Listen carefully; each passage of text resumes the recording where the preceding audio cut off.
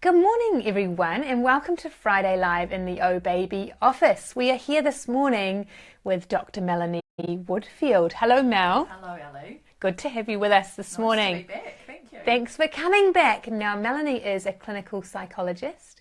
She also is a parent of 2 young boys, and she has worked with OHbaby for over 10 years, a long time, In a wee while. contributing some very amazing, valuable, inspiring wisdom on all things parenting and development related. So we thought we'd get Mel back into Friday Live this morning, and we're going to chat today about toddlers. Toddlers are an exciting phenomenon, aren't they? Exciting. Phenomenon, it's probably not really PC, but toddlers, they are a beautiful, challenging, amazing little people. And so if you've got a question for Mel about anything toddler related, you are welcome to put your question in the comment section under the video, and hopefully I'll be able to see it on here. Sometimes the technology lets us down a little bit, but we're feeling positive this morning. So yeah, we'd love to hear from you. If you've got anything you'd like to ask about or talk about, just comment under the video. But yeah, there's so much we can say about toddlers. Little people with big feelings and big behaviour sometimes. Yes, absolutely. Yeah. So Mel, share some thoughts. Where should we leap into in this toddler discussion? It's a big discussion. Yes. Yeah, a really big discussion. And as we were sort of thinking about this Yeah. this morning, we thought that maybe we could talk a bit about toddler thoughts and toddler feelings. And probably Yes. the feelings are what most parents of young children notice, Yes. because that's what tends to show up in response to some limit or boundary that we tend to want to put in place. Yeah. But yeah, happy to talk about thoughts or feelings or anything else that people are interested in. Yeah.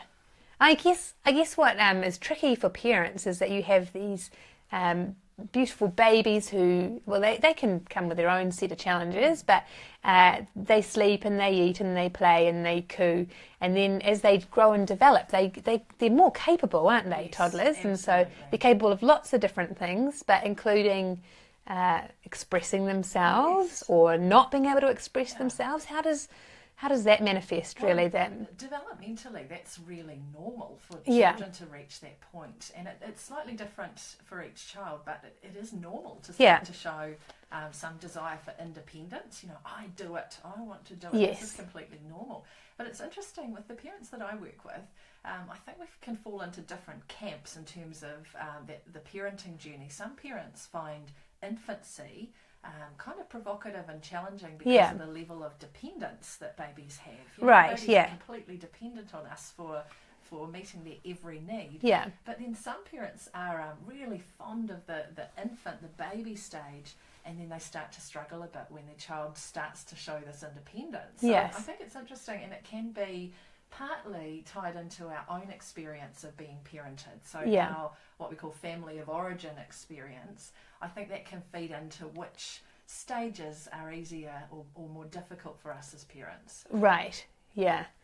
That is so interesting, isn't it? Because you find people that I love the baby stage, and then I love the toddler stage. I love it when I love the toddler stage, but that's now my children aren't toddlers anymore. That may be easier for me to say than when I was in the thick of it. But I did love that stage where they're just learning to speak and to talk, and the things they observe is it's so interesting, isn't it? How you start to see the world from a little person's perspective is very interesting. But of course, the challenges arise when they're not getting things how they want them to be playing out, when they're not getting their own way.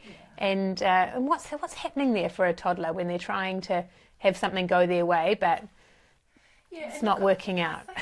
So it sounds like a simple question, but Yeah, there's there's actually a lot going on behind it. And what we know is that toddlers, there are different levels of cognitive development that happen, whereby young children, are cognitively, in terms of their thinking, they're not capable of certain things, and these things tend to develop over time. Right. So, for example, really young kids they are what we call egocentric. Egocentric, And that's I a good don't word. mean anything negative by Yeah. that. You know, when we talk about an adult being Yeah. egocentric, we think, oh, they're all wrapped up in their own world, and Yeah. it tends to be a negative thing when we're describing an adult as egocentric. But when toddlers are technically egocentric, all that we mean by that in terms of the theory is that they are virtually incapable of Yes. understanding that other people have thoughts and feelings that are different to their own. Yes, right. So really young kids, if they're thinking or feeling something, Yeah. they assume that everybody else is too. And that's why, you know, a very young toddler might present their mum kind of lovingly with a worm. Yeah. They're delighted by the worm. Yeah. So they're thinking mum will be too. Yeah. So there's not that, that's a really simple example, but there's not that idea that mum has her own likes and dislikes Yes. that are different Yeah. from the child's likes and dislikes. So that's one aspect. Young kids are really egocentric. They struggle with seeing other people's points of view, perspectives, thoughts and feelings. Yeah, which is so good to keep in mind, isn't it? Because we have this child who's growing up and now they're in the toddler stage and they can do stuff and express themselves, and it can be worrying if that behaviour seems negative. But you're saying, remember, they actually don't really know what they're doing or how it relates to other people. Would that be fair to say? Yeah, and I think that's why, you know, our instincts as parents, when our child does something, one of the first things we often say is, how do you think your sister felt about that? That's right. You know, do they know? But actually, do they have any idea? Really young kids, and you'll notice that I'm deliberately not saying under 4-year-olds or under 3-year-olds. I'm deliberately not giving specific ages because it is slightly different for every child. Right. And some children struggle with this for longer than other children. Yeah. But really young kids, especially when the emotions are running hot, really cannot in the moment sit and think, okay, so my sister was probably thinking that. I wanted the toy, I took it, I was feeling that. But she might have had a different feeling, partly because of this egocentrism. But when the feelings are running hot, they just cannot sit and think and answer that kind of question. Yeah, right. That's interesting. And it leads on to other issues, of course, with remorse or apologise, child. And we get into that situation in a especially in a play group or a group scenario, and we think our child may have done something that's not okay and they need to apologise. Can they do that? Can a child, a young child in the toddler stage, actually cognitively figure out apologising? No. I mean, apologising and this is something I feel really strongly about. Giving an apology is a skill that can be taught. It's a skill that can be learned. Yeah. It is important socially. Yeah. But the feeling truly sorry and the truly understanding the other person's perspective is more challenging for really young kids. Yeah. So that's not to say that they shouldn't be taught and supported to say sorry. Does that make sense? Yeah. So you can teach them that what is the acceptable habit, if you like, and that's helpful, but don't have high expectations that they're actually going to be able to and articulate a deep... And more than that, don't be concerned. You know, I hear from lots of parents who say, I'm worried that I'm raising a junior psychopath, or, you know, don't be concerned if your child doesn't seem truly sorry about taking a toy from another young child at coffee group, for example. It's highly likely not to be a sign of future psychopathy. Yes, It's highly likely to be a sign that your child is actually typically developing. Is normal. Yeah. It's normal, which is always so reassuring to hear, isn't it? And which brings up another point that we toddlers probably get a bad rap, don't they? The whole terrible twos and the toddlerdom thing. It does. It's a bit of a self-fulfilling prophecy in some ways, that we sort of almost dread those years. But in reality, like, these are wonderful years for development, aren't they? These are little people figuring things out and learning how to do things on their own. What sort of suggestions would you have around what our toddlers are capable of and what we should be steering them towards actually being able to do? And because that helps them, doesn't it? Does it? I'm projecting thoughts here, but it helps them if they can be empowered to be involved in daily life. Yeah, absolutely. So fostering that independence, giving your toddler age appropriate control and choices. Good. Yeah. And what I mean by that is you're the parent. You're in charge, you're in control, but there are small things that you can give your toddler choices about. So I might have given this example before, but something like to your 3-year-old, we're having peas for dinner. Do you want a big scoop of peas or do you want a little scoop of peas? Right, The expectation is that your toddler has peas, but chances are they're going to say a little scoop. They feel like they've got a little bit some of control over that process, but actually you're providing the choices, you're providing the options. Yeah. The other thing, as you said, there's lots happening in those busy years of development. The other thing I think from an emotional perspective that we can start to do is start to provide toddlers with words to label their own emotions. Good, that sounds complicated, but it isn't. Yeah. And with young kids, we keep it simple to happy, sad, and angry. Okay. Three basic emotions. Some kids might be capable of adding in things like worried, but that's a little bit more sophisticated. So keeping it simple, happy, sad, and angry, and just noticing and saying basic things like, your face has gone really red, and I'm thinking that you're angry. Yeah. Now that sounds incredibly simple, but actually, what we want our kids to develop is the ability to communicate big feelings using their words. Okay, Mum, I'm angry because my pen ran out and I really liked it. Yeah. Imagine if you could foster and support your child at 5 or 6 or 7 years old to be able to say that to you rather than throwing the pen at the window. Yeah. So you can start that when your child is a toddler, when they're 2 or 3. Yeah. You can start saying, you look really sad about that. I'm wondering if you're angry about that.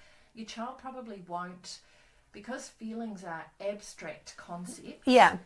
And really young kids are very concrete and literal, so they do struggle with more abstract concepts. But you can still start to introduce these concepts or these words or labels. That makes me think of another point, Ellie, with toddlers struggling with abstract things and being really concrete and literal. We sometimes find ourselves using sarcasm with young kids, not in a nasty way, but we'll say, oh, stop crying over spilt milk, or don't, just build a bridge. These kinds of things that we might say conversationally. Now, technically, young kids, toddlers, do not understand sarcasm. No. They've not got the ability to make sense of an abstract notion like that. Right. Say they're really concrete and literal. Yeah. So steer clear of sarcasm if you can. Most of us, as I say, don't use it necessarily negatively. But sarcasm is not helpful. It's lost. Kids. Yeah. So keep it pretty simple and clearly articulate what you think is happening. Observe. See what they feed back to that. Yeah, exactly. That's so funny about the peas. We had on our Facebook page actually this little quote. Here's hoping that you cut your toddler's sandwich into squares today, when in fact they don't. It's not a triangle day, is it a square sandwich or a triangle sandwich? It's a little bit of a you're not quite sure what's going to happen some of the time. What is the toddler actually going to... This is interesting. I reckon it's where, like we said, when babies are infants and they're not necessarily showing this quest for independence, I reckon the dance of parenting starts, I like it. When kids start to show the independence. And I think of it like a dance because, we as parents, we put in a limit or a boundary. The child sort of pushes back to that limit or boundary. We need to set limits and boundaries. Yes. But it's a bit of a dance at first, so your child needs to know that you're in charge. Yeah. I've talked before about the notion. There's one school of thought from a particular set of ideas about parenting, the circle of security model, that talks about parents needing to be bigger, stronger, wiser and kind. Now we as parents, especially with your first child, you're figuring that out when your child is 2 or 3 and you're thinking, actually probably I set that limit a bit too firmly or strictly, and probably she could have been allowed to do that. Yeah. It's okay. I mean, that's why I say it's a dance. You're figuring it out as you go. Yeah. Learning not to step on each other's toes. Yes. So to speak. And what I've learned is that our children respond to our honesty, and they have a whole bunch of grace ready for us in this situation. Absolutely. So, I found apologising for the mistakes that I made and saying, hey, Mummy got that wrong, that did not go how I wanted it to go, let's try it this way. And they're so responsive to that, aren't they? And that's that role modelling of apologising and making mistakes and learning from mistakes. Are they capable of picking that up from us, even from a young age, do you think? Absolutely role modelling how feelings can be expressed, right, and how apologies can happen. Essentially, you're teaching social skills. Yes. And those kinds of skills are going to be useful in the playground later on, in relationships with family and friends later on. Absolutely. And I know we've talked about it before, but I think it's really important that we continue to have the message that the feeling is okay, but the behaviour might not. That's right. Be. Yeah, we've talked about that before, but actually, so we could talk about this every day. I think it's so important for us as parents, isn't it? And that definitely doesn't end with the toddler stage. That's right through that response to our children. That, I get it that you're feeling like this, but it's not okay to and that's when throw, scream, hit. Absolutely. And when you're saying out loud, when you're talking about your own behaviour, you can say things like, I felt really sad when that happened. And then I did that, and that probably wasn't okay, but I'm allowed to feel sad. Right, and it makes sense that I feel sad. Because this and this and this happened. So I'm allowed to feel sad, but next time what I would do is I would do this. Yes. That's all it needs to be. Great. That's simple. Yeah. And then we should move on, right? When we're dealing with these tricky moments with our kids, I think we dwell, don't we? And then we get mother guilt and all sorts of ineffective feelings on board. If we've bared our soul, and if we've thought of a really sophisticated way of saying something, and our child doesn't seem to be paying attention, looking at us, I think it can be. Excuse me, are you looking at me? Did you hear what I said? Eyes, you look at me, Don't worry. Just move on. At some level is probably hearing what you're saying. And the most effective teaching happens little and often. Okay. So doing a little bit on a regular basis of this kind of talking is going to be more helpful than sitting down and having a half an hour discussion about, I need you to sit down and I need you to take notes. We're going to work through some stuff. Yeah, that's so good. So good. Little and often. Repetitive messages. Yeah. So we have had a question from a viewer. And speaking, going back to what toddlers are capable of, it really was relevant. Toilet training. So this often falls into the toddler years, although children, are ready for this stage at different times. What would your advice be to a parent who is, looking at their toddler and they think maybe we're ready to move out of nappies? This is obviously a big conversation, and we have lots of resources on our website about toilet training. Some even that Melanie has written. I was just thinking that. You've written an article on this, I know, and we'll share the link actually after we've finished with this video, and we'll post the link up so you can read. But some basic tips on toilet training. Yeah, so I have written an article a while ago now, but about readiness for toilet training, and there are a few different schools of thought around this. Look, I think the general principles would be, as parents, try not to get too anxious about this stage. If we're anxious, things tend to filter down to our children, and anxious kids don't make for successful toilet training usually. So I would also, first I'd start by just checking what's prompting you to consider toilet training. Is it that you've noticed some aspects of your child that makes you think that he or she might be ready? Or is it that you've started to worry that compared to the other kids in coffee group or compared to the cousins, he or she is not doing? So I'd first start by thinking, hang on a minute, am I actually wondering about this process because the book says I should? Or somebody else says I should? Or have I actually picked up that my child might be showing some signs of readiness? Now, the signs of readiness are kind of many and varied. Some suggest that your child, it's useful if they're at a stage where they can communicate their needs and wants verbally. Others say, hey, we don't need the verbal part. We don't need a child to be able to say, excuse me, Mum, I need to go to Others would suggest that that we can go ahead without that, and that would be backed up by, there are, for example, a group of children with special needs, for example, who can be taught to have continence and be toilet trained, and they don't necessarily have the ability to express that verbally. Interesting, yeah. So it is possible to toilet train if your child is not verbal. Yeah. But even, I think, a long time ago, we did an article about really early Yes, toilet training. we did. That's In some cultures, in some countries, they toilet train from a couple of months old. Yeah. By, I think it was China. I might embarrass myself because I can't remember the details. Yeah. But I think it was China where some mums, culturally, they will make a series of clicking noises, and the clicking begins to be associated with passing urine. So they get to the stage where mum does a clicking noise and the baby will pass urine. Wow, now, that's blimey, crazy. it takes a lot of practice, Yeah. a lot of training, and some would A lot say of time. some would suggest the time that's involved is Yeah. not really worth it. Yeah. But hey, it is possible to toilet train from a very early age. Yeah. So look, it's a huge topic, and probably in the first instance, having a look at those articles might be the best way forward. Yeah. But as I say, maybe just checking what's prompting you to think about toilet training. Think about your child's readiness as opposed to any pressure that you might be feeling. Yeah. Chances are they'll be toilet trained by the time they're 15.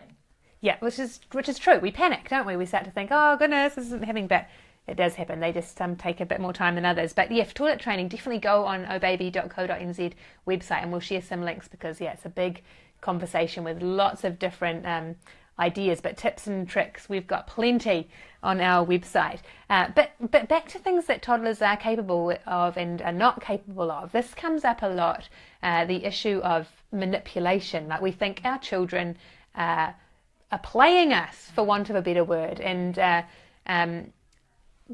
what is happening when a child is doing something that gets a response from us and we think, and it could be the destructive behaviour, like wrecking the books off, pulling the books off the shelf, or it could be the way they're waking or getting up in the night, or you had some interesting things to say on this as helpful reminders for us. Yeah, and I think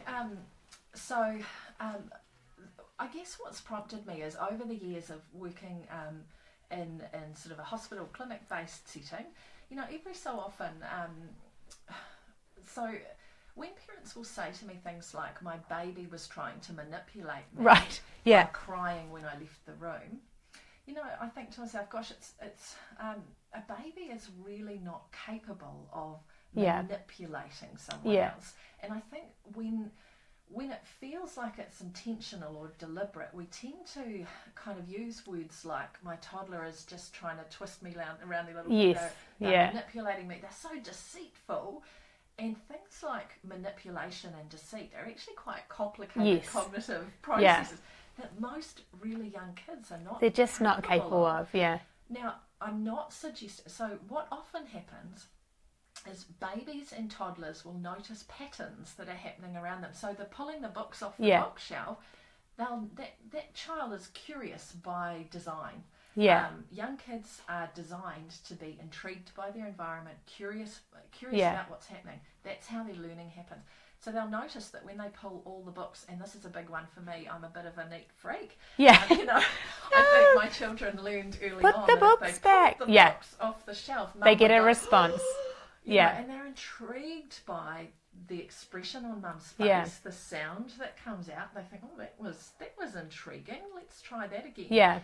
It's more about a child trying to make sense of their world, noticing patterns, perhaps trying to draw out an intriguing reaction that they saw last time. Or the other thing is, sometimes the very act of pulling the books out is actually quite rewarding or reinforcing, because there's beautiful pictures in the books, you get to rip them and they make an intriguing sound. It's a fascinating journey. So actually there might be something about the process that's quite rewarding or intriguing for your child.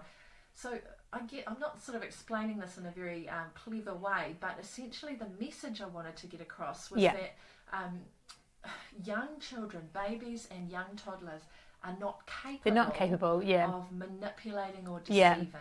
Yeah. Chances are there's a pattern or a series of patterns Yes. that's been established or they're intrigued by that they're trying to kind of make sense of. Yeah. And look, I think when we're having a good day as parents, if we're calm, we've had our coffee in the morning, we got our shower that morning, Yeah. oftentimes we get that. Like, we can see Yeah. that.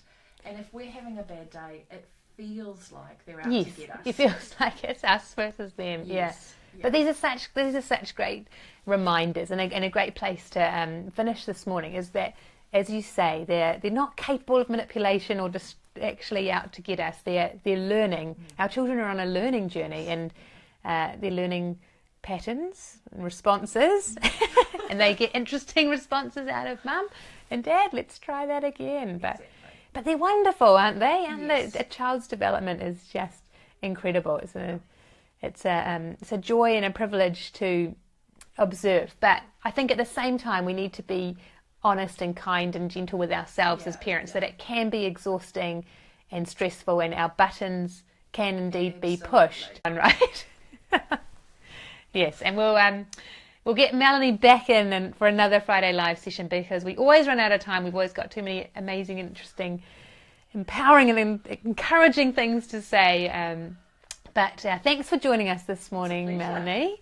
And thank you for joining us on Friday Live with OHbaby. And we hope you have a great afternoon, and we'll see you next time.